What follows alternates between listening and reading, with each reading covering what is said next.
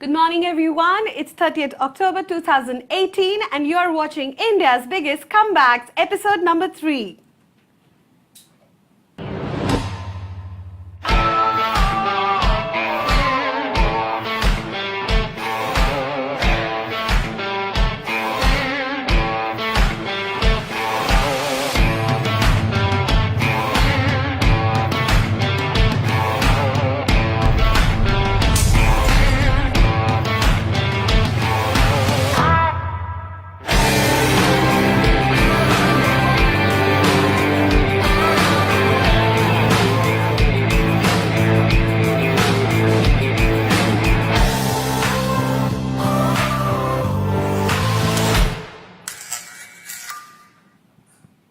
Hey everyone, I'm Nidhika Bahl, the international best-selling author of the book The Queen of the Comeback and a celebrity life coach.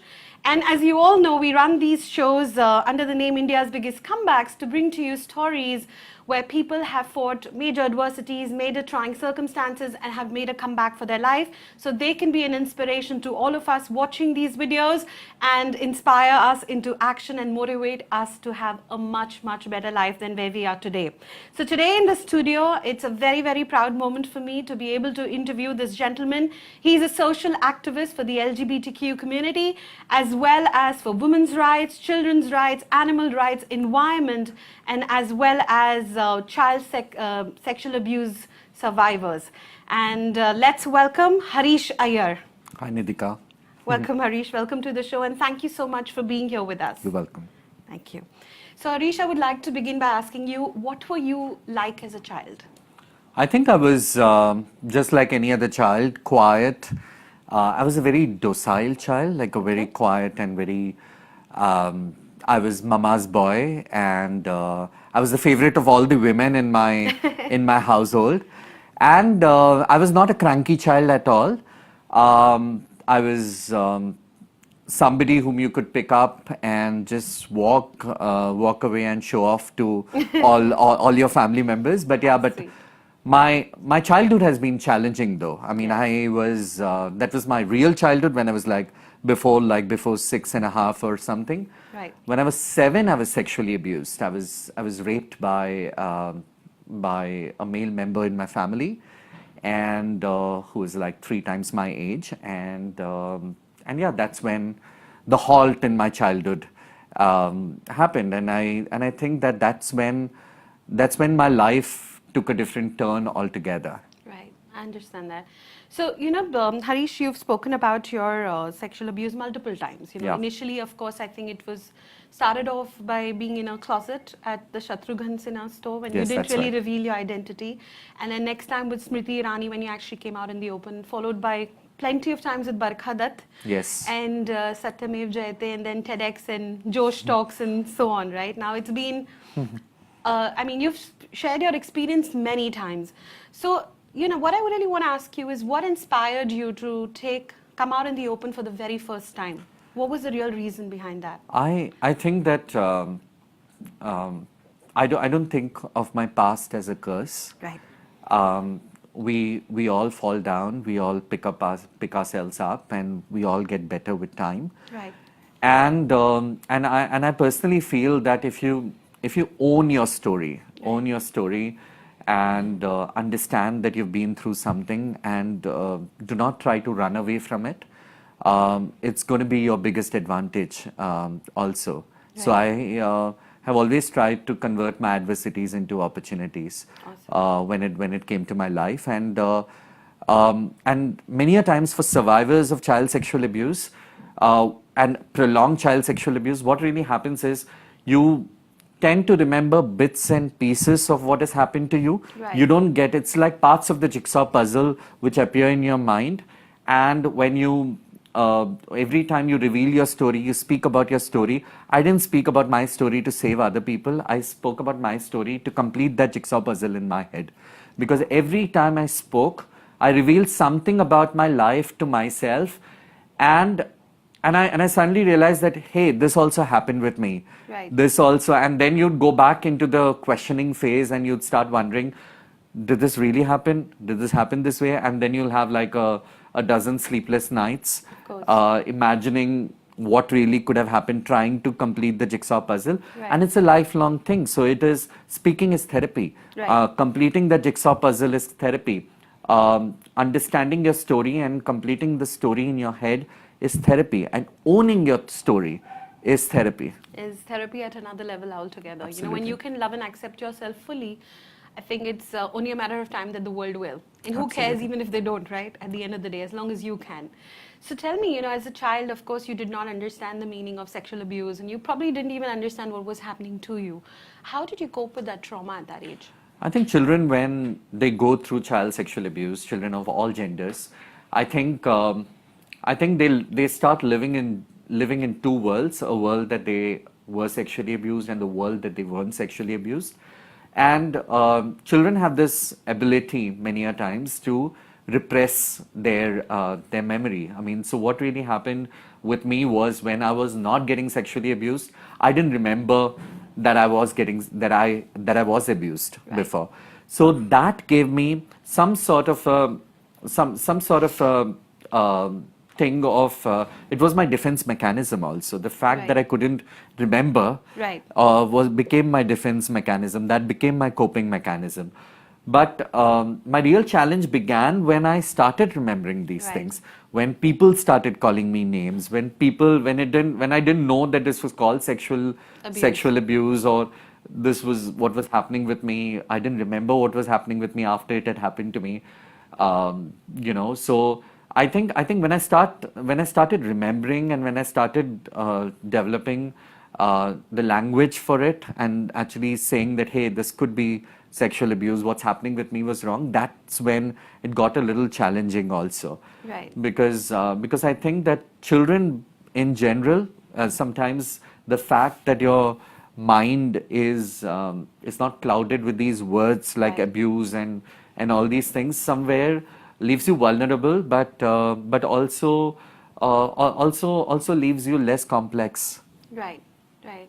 So did you ever try to tell a family member about these episodes? I did. I mean, it's like one of those songs that you remember. I mean, if I have to, you remember a certain tune from a song, Yeah. but you not remember the whole song.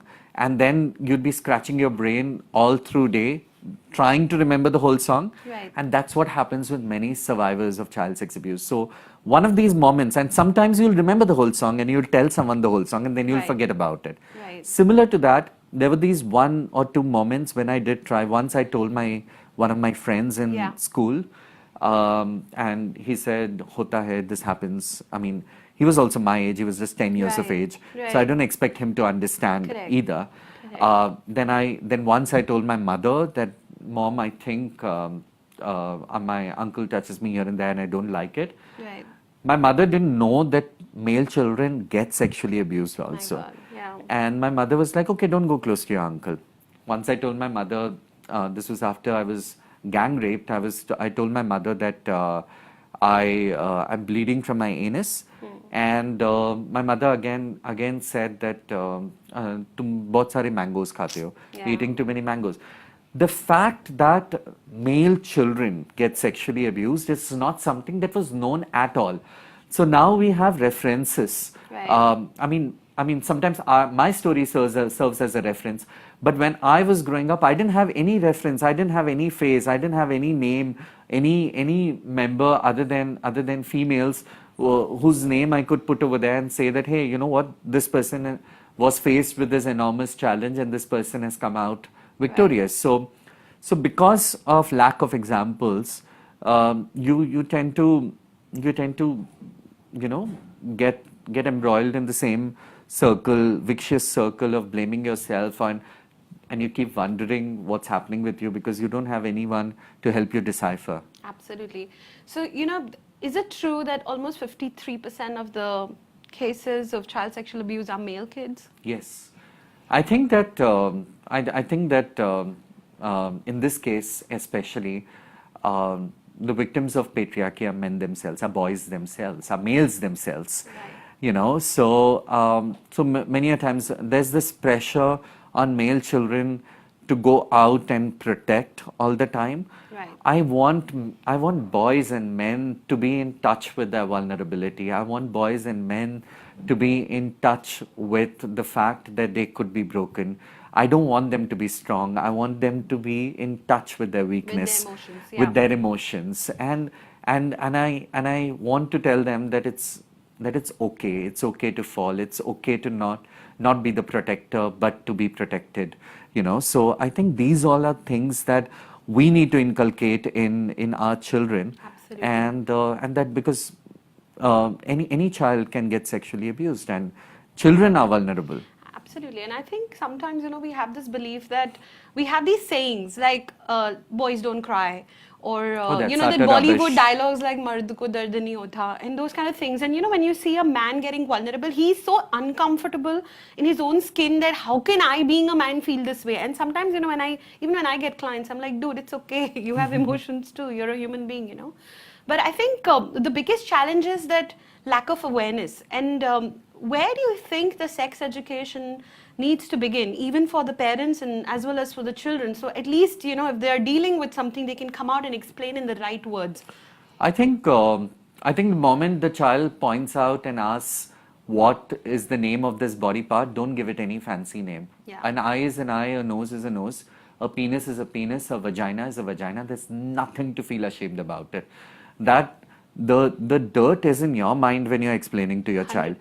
The child will look at an eye as an eye and look at a vagina as a vagina. And it's important that that's where sex education starts. Right. Right from the point when child points at different body parts, and just tell the child the right names, so that you don't call it chuchi, chucha, and all kinds of this thing. And after the child grows up a little, he will hear only swears. Right. So rather than him or her or her learning the A word and learning the G word, you might as well Teach the real scientific words. teach them the P word and the V word. It's Absolutely. absolutely fine. Absolutely. So when did you finally learn to, or what inspired you to finally say no to your abuser and say enough is enough and I'm done with you? I think humans are horrible people as compared to animals. I think the only support that I had is the support of my dog. I used to come home after getting raped and put my head between the paws of my dog Jimmy and start crying. And every time I cried, you'll not believe it, Nidhika, he would put his paws on top of me, get my face to his level, and lick my tears. And that gave me courage, because many a times you don't need people to bato gyan. I mean, you don't need people to give you sound advice. Right. What you need is a listener.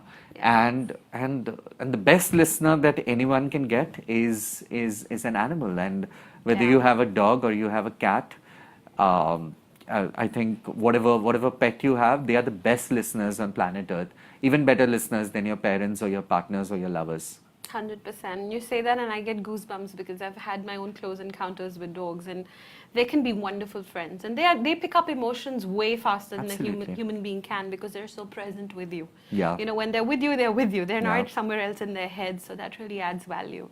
So, looking at your past, and, of course, it's been extremely tough on you for 11 years being tortured like the way you did.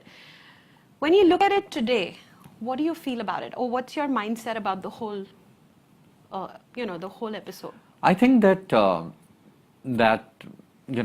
I wouldn't have, if somebody would ask me if I would live, what would I be born as once again, or something of that kind, I'd say that I've had a fabulous life. I'll be born as myself. Okay. So I don't, we all have challenges in life. Yes. My challenge that was I wouldn't say destined or whatever, but my challenge was child sexual abuse. And I was through it, and now I'm through it. Awesome. And I think that we all live to conquer our fears. My greatest fear was to face people and speak to people. My greatest ambition in life was to look to a sea of people in an audience and just say that my name is Harish Iyer, and I've overachieved that. So absolutely, I think when I look back. I'm not going to waste my life thinking that what happened to me unhappens, or my life changes. My past gets wiped off completely and then I'm given a different this thing. I think my vulnerability is my strength. I hold it very close to my heart. I think that my past is my teacher, and I have all the lessons. It's not that everyone should get sexually abused, but whatever your challenges are, I think you have every opportunity to learn from your challenges. 100%. And I think I live a pretty sexy life. And How sweet is that? Okay, so, just to bust one of the myths, and I know you've spoken about this earlier, but just for the sake of the people who are watching this, a lot of people have this misbelief that if somebody's dealt with abuse, that, for a woman, she may turn lesbian, or for a man, he may become gay just because he's been abused. So would you like to bust that myth for our audiences today? I think 54, you said 53% of survivors of child sexual abuse are boys. Right. Okay, which simply means that 53%, mostly the abuser. I mean, women also sexually abuse, and trans people, everyone Definitely. sexually abuses children. But but most of the abusers are male. Okay, so simply means that if a male has abused a male, by the same logic, 53% of people around us should be 100%. gay, and then it would be then all homosexuals will be fighting for heterosexual rights because you guys would be a minority. Minority, yes. So that's completely this thing. So sex abuse can lead to a behavioral change at times, but your orientation is very innate. Right. So when I was growing up and when I came of age, in the sense that when I matured, when I got my sperms, Right. when I got my wet dreams, I always got Hemant Birje, who was Tarzan, in my dreams. I never thought of Kimi Katkar, though my whole family, I mean, all the men in my family were salivating to Kimi Katkar. Right. And I was like, "Ye kab jayegi aur kab Hemant Birje aayega?" I mean, Tarzan made me gay. Yeah. Okay, fair enough. So when did you first discover that you had different sexual preferences? Was it through the movie, or was there No. some- That, I mean, I just said Tarzan made me gay. He had no Hemant Birje. Don't take any offense. I think that when I was growing up itself, I had quite a confused sexuality because I thought that I was because just as people have this myth that sex abuse makes you gay. Right. Even I mean, imagine the struggle I would have gone through because I was going through sex abuse. I used to hate men. Right. And when I used to sleep and when I used to get these wet dreams, there used to be men in those dreams. So I had a lot of conflict within myself. I found it very difficult for me. I found it very difficult to understand my own sexuality for the longest time. Then, of course, in college, I knew of only two people who were gay. There was one called Nitin Karani, who used to work with the Humsafar Trust, and Ashok Rao Kavi, who is the pioneer Right. of the LGBT rights movement. So I just knew two people as gay. So I didn't have representation apart from these two people. So, and I was like, I don't want to be, in the words of the Supreme Court, a minuscule minority. Right. And so I was conflicted about my own sexuality for the longest time, and like everyone else, because everyone wants to have a girlfriend in school, in college, so I also had a girlfriend. My affair lasted. It was the longest affair that I've had with a woman. It lasted for 1 week, and it was we just decided to be good friends, and then of course I went to. I wanted to explore. I didn't want to spoil a woman's life because I think just as boys and men have the right to their sexuality, women have the right to their pleasure too, and they have the right to understand the truth also. So I didn't want to lead her into a lie. So I actually went to Singapore, had sex with a commercial sex worker who was a woman. It was a one-night stand and it didn't stand. And I just came back and I said that, dude, I am not going to lie and spend the rest of my life as a lie. I mean, this is my truth and I need to tell. And then I came out to my mother. She did a little bit of kid and care in the beginning, but later she accepted. Right, of course, because I think it's the most beautiful thing you can do is to be honest, because otherwise you'll have a wife who's dissatisfied and you're dissatisfied, and then the whole world is putting pressure to have kids, and it's crazy. It's about women's rights. I mean, it's Absolutely. about, in the end, least the person who gets affected the most are the intersections. I mean, women, sometimes trans persons. I mean, as a gay man, I speak from a point of privilege also, even within the LGBT community. Right, right. So has your family been supportive about the fact that you're gay, and do they really support you, or So is it in hard reality, I don't look for their support, but they're very supportive. I mean, and they're just returning the support that I give them, because I go to all heterosexual weddings in my family. So yeah, so they aren't doing me a favor by supporting me, they're returning the favor. Awesome. I love the way you look at it. So you're the first gay man who came out with a matrimonial ad. Yeah. Yeah. So could you throw some light on that? I don't know if I'm the first one, but it looks like. I mean, I didn't know of any other matrimonial ads before. It's not the virgin tooth gaya kind of syndrome, but it was just a normal day. I mean, I was 36 and now I'm 39, and I was single, and I was generally upset, like meri to life barbaad ho gayi kind of a thing. I am going to die single, which happens with everyone, gay or straight or anybody. Yes. So, my mother said, oh, we should put a matrimonial ad, and we started phrasing. I said that if I'm looking for someone, I want a vegetarian guy. My mother said, I want the guy to be well settled, and all of that happened, and then I said, cast no bar, and then somebody walked in, so my grandmother walked in the room, and she said, and my mother asked, she asked my mother, what exactly are you guys doing? And my mother said that we are placing a matrimonial ad for Harish. Right. And my grandmother said that ladka ya ladki farak nahi padta, bas Iyer hona chahiye.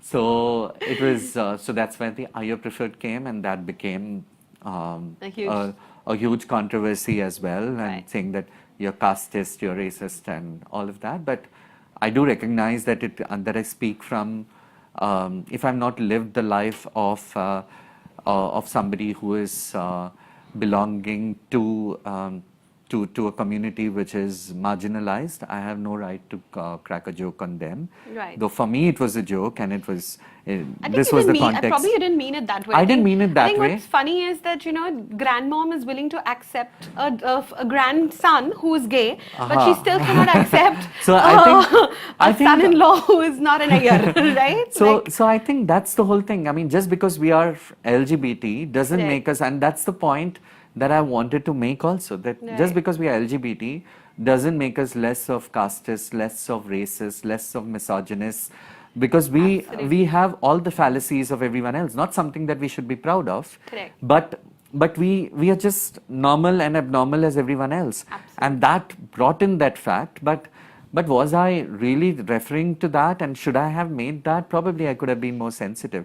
I didn't live that life, so I couldn't. What I really want to know is, did you get return on those? Of course I did. Yes. I got a lot of funny people writing to me. I had a sheikh who wrote to me from Dubai, who wanted me to be one, who had different bungalows, and who was willing to write off one bungalow for me.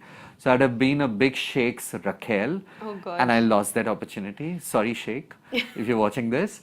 And yes, I had a South Indian guy, which again added to the whole thing, who had come in, and my grandmom asked him to sing a song.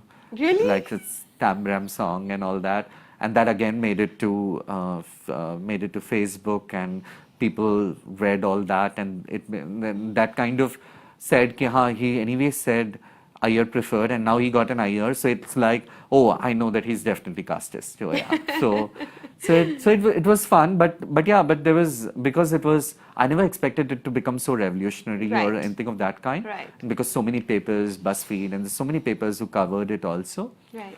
It became more of a fancy rather than getting real applicants. Yeah, got it. Okay, so you're the face of the LGBTQ movement in India with the Section 377 and decriminalization of homosexuality. I'm sure it has given a lot of hope to the community. But what is your view on the road ahead? I think I'm one of the faces. I mean, there are many people who have come before me. There'll be many people who'll come after me, and there are many people with me. I think the road ahead, I mean, first of all, it's never been illegal to be gay in this country. Yeah. It's only illegal to have gay sex. I mean, what is gay sex? I mean, any kind of sex that doesn't involve the combination of a penis and vagina Right. was illegal. And now I think that people can focus on their sex lives and leave us alone.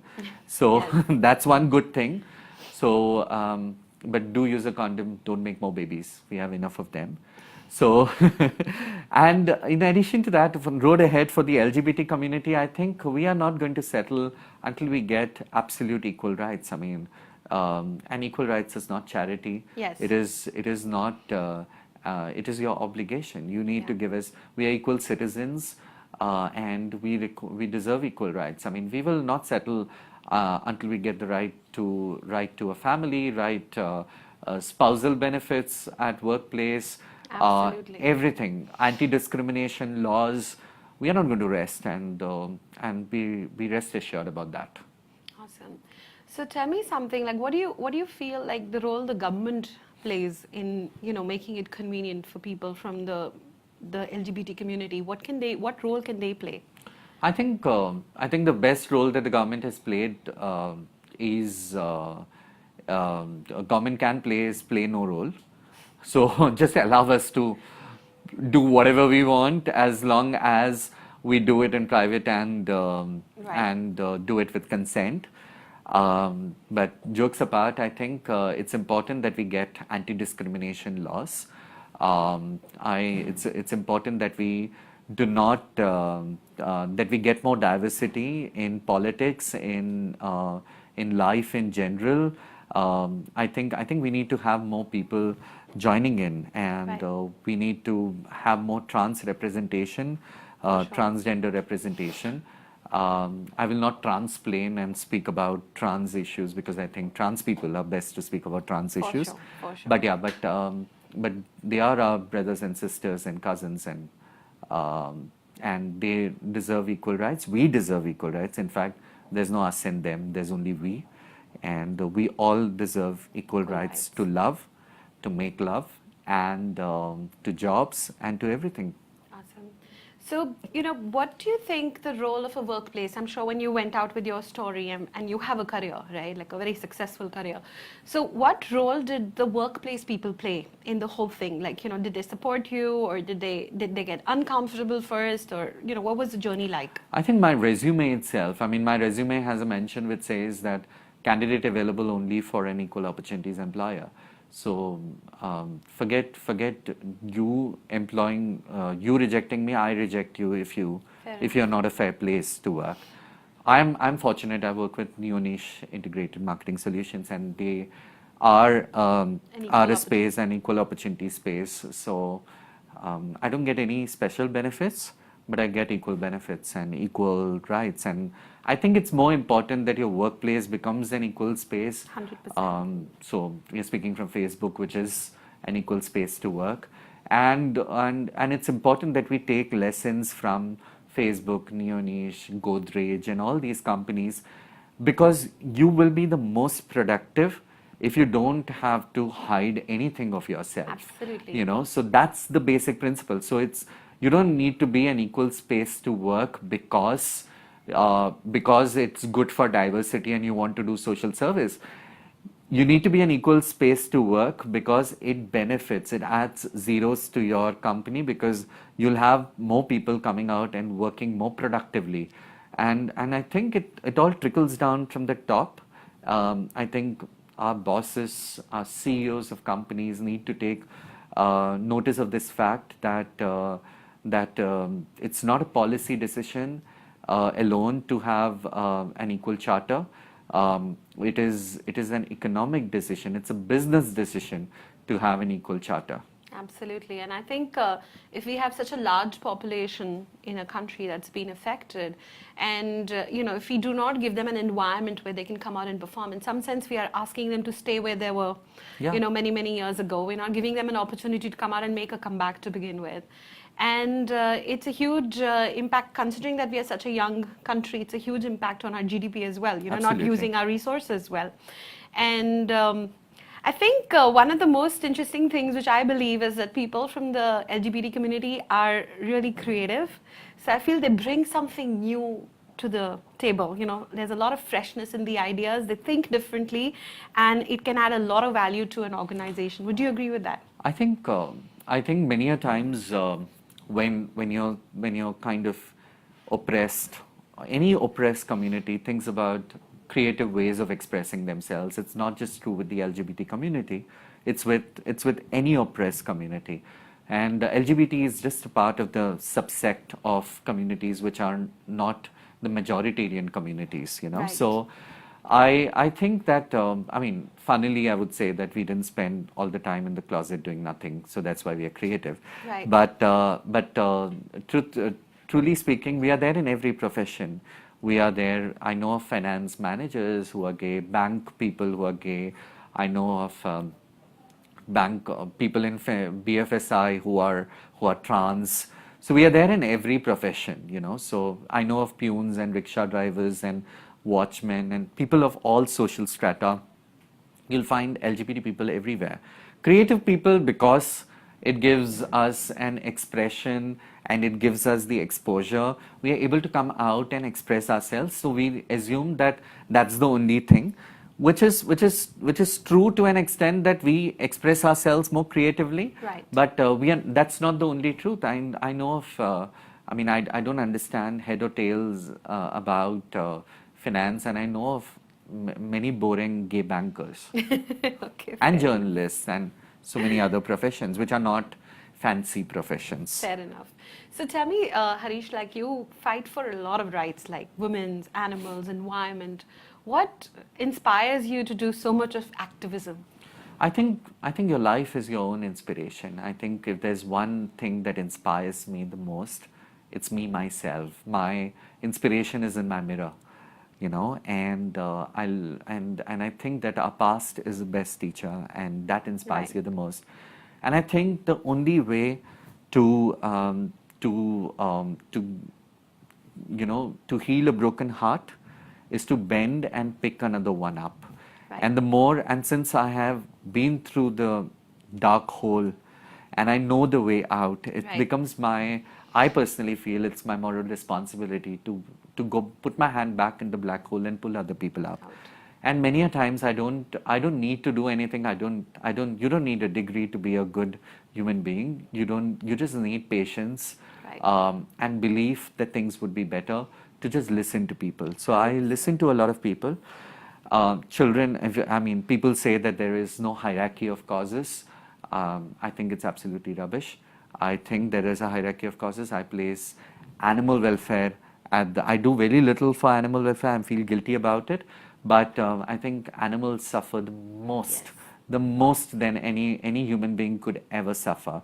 So I place animal welfare number one, and then children, and then women and other genders, and then comes all other things. All right. So when there's so many, when you listen to these cases, I'm sure there are plenty of cases where people have, gone into some kind of a mental trauma, or they have become very suicidal, or they've attempted to kill themselves. Not necessarily because of the abuser, but because of what they have to deal with outside when people find out, or when they are so different from the others and the way the people joke about them or bully them. Those could be major reasons as well. So what is the message you'd like to give out to those people? I think one thing that I want to tell people, that hate only destroys the hater. It doesn't destroy the hated. The one you hate doesn't get destroyed because you're hating that person. Right. You know, you destroy yourself.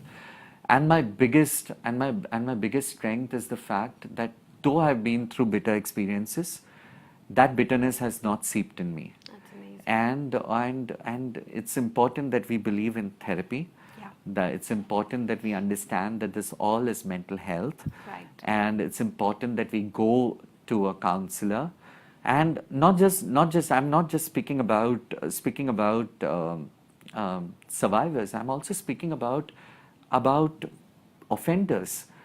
I think if I would want to do something, I would, if we want a world without any offense, you need to understand the psyche over there and take them also to counselors. I would hold the hand of my abuser and take him to a counselor. Absolutely.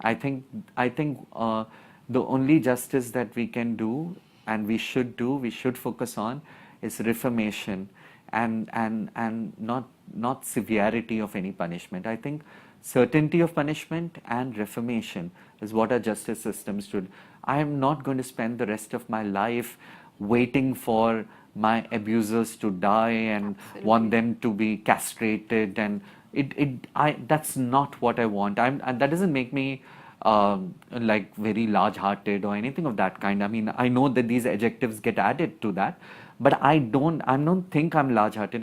I just believe that the abuser comes from the same society that made the one who is abused, and we as a society have failed in many ways. Yes. And the only way to reform that is by believing in reformation. So I believe in reformation. I know many people disagree with me. People want death penalty and stuff, but I believe in reformation, and I believe that people will change. And yes, I'll start with myself. And I have been in a phase where I have taken someone to a counselor. Yeah. Amazing. And you know, I think what you're saying is you cannot keep drinking the poison hoping that somebody else will die. So Absolutely. ultimately, you're the one who's going to get impacted because you're holding on to that energy of that episode as well, just trying to punish the other person. So, you know, there are a lot of people from the LGBT community who have moved abroad from India because they found it so hard to survive here with all the taboo. If you could send them a message through this video, what would you like to tell them? I'd like to tell you that that first of all, no place is safe until you accept yourself. No place. You could be in America, you could be dancing next to Justin Trudeau and imagine that India is not a safe space. But I don't think it all depends on your immediate surroundings. There are Bombay could be a safe haven for people, but at the same time, you could also if you're living in a society in Bombay where people look down on you, you could still be completely, you could consider that to be completely homophobic. So I think acceptance is key. Accept yourself, and the world is where you live, and you also have the onus of making your place safer for yourself. And once you accept your truth and adore your truth, irrespective of whether you could be in America where you could get married to somebody and still face homophobia over there, where somebody might refuse to bake a cake for you. Correct. It doesn't happen over here. I mean, in Bombay, I just have to say it's for my best friend and I get it baked. लड़का और लड़का दोस्त हो सकते हैं. आदमी हूँ, आदमी से प्यार करता हूँ. Okay, almost. All right. So, you know, we want to go into a rapid fire round, and you know how a rapid fire round works, right? Either a word or a phrase, depending on the question, and really, really fast. Okay? Yes. Awesome. All right. So let's get ahead. Would you live your life differently if nobody would ever judge you for anything you did? No. Awesome. If you could ask your future self from the year 2050 one question, what would it be? Can I relive my life again? Oh, lovely. Okay. What one piece of advice would you give to your younger self? It's okay. Okay. If you could remove one word from the English language, what would it be? From the English language, remove one word. I mean, you could take it off. Never existed. Victim. Awesome. If you could change one thing in history, what would that be? I would want people to know that it's okay for men to be vulnerable, and I would ban Mard the film. Okay. Because Mard ko dard hota hai. Amitabh Bachchan, you've done us a lot of wrong with that dialogue. Okay. Best advice you've ever received?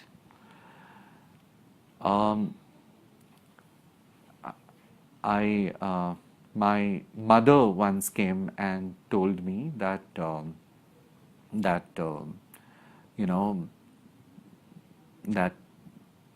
it's okay for you. I know bad has happened to you, but that doesn't define you. Wow. Wow. What is the greatest lesson you've learned?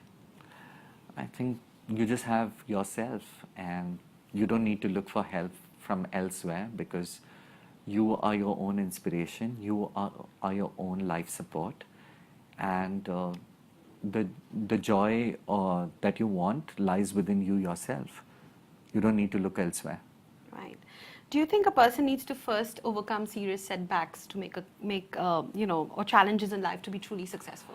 I don't think one needs to overcome setbacks. One needs to accept setbacks, and sometimes not. I think hard work is overrated at times. I think all this thing somebody has to toil to do something. Sometimes you just need to accept things, and you probably will overcome it if you accept it. It just needs to become your second nature. Right. What would you like your tombstone to say? My tombstone. He loved like a dog. How sweet is that? Okay. One thing you wish you could change about yourself? One thing I wish, probably I'd get six-pack abs so that and John Abraham would fall in love with me, maybe. All right. An idea that changed your life? An idea that changed my life, it is me telling people, ha, hu, to. Just those 3 words. Yes, I am. So. Okay. Your life in 3 words. In 3 words, sexy, funny, truthful. Wow. Something no one knows about you. Something no one knows about me. It is the fact that there are times when I really struggle, when I fall in love with people. I really struggle. I feel I'm extremely shy when I'm in love with people, and I'm a very shy dancer, and I'll keep looking at my lover all the time. So that's something that I'm very nervous when it comes to love. Right. Yeah. Some people know about it. My lovers know about it. Okay. Okay. First thing, a word that comes to your mind when I say the following: love. Dog. Life. Dog. Purpose. Cat. Okay. Failure. Good. Okay. Sexuality.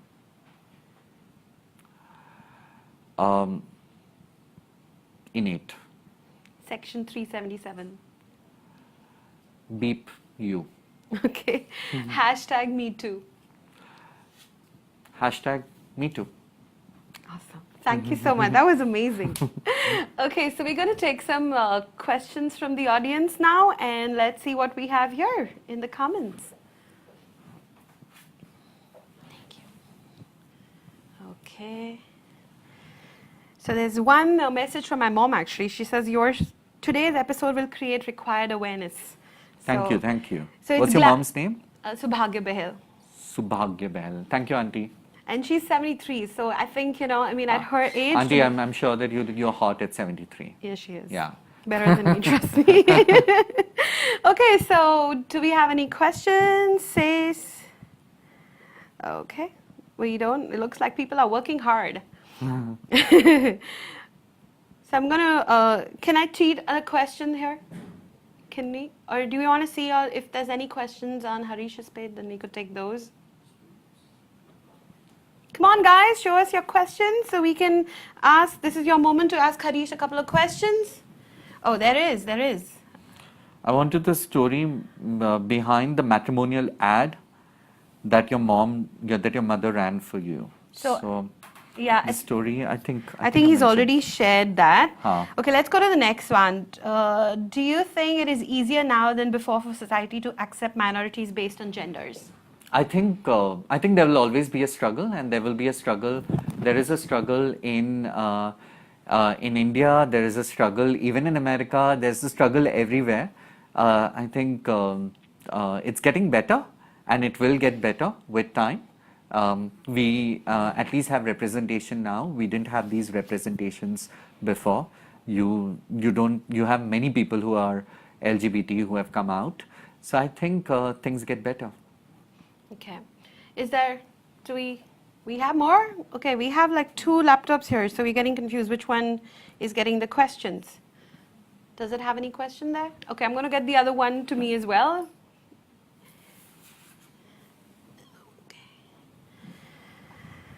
Okay, all right, we have one more here.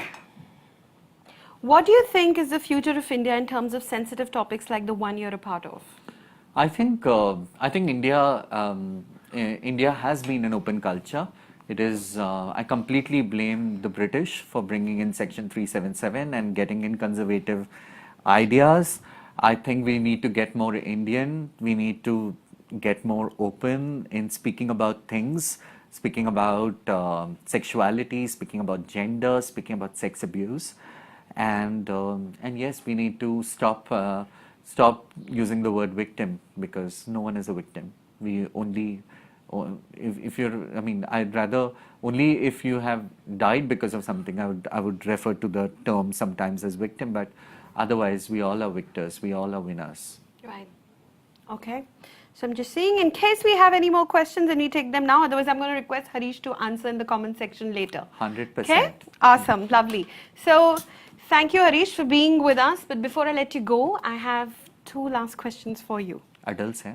नहीं I wish होते मैंने आप तो handle कर लेते मैं नहीं कर पाती. Okay, what is the one reason, person, thing or phrase responsible for your comeback?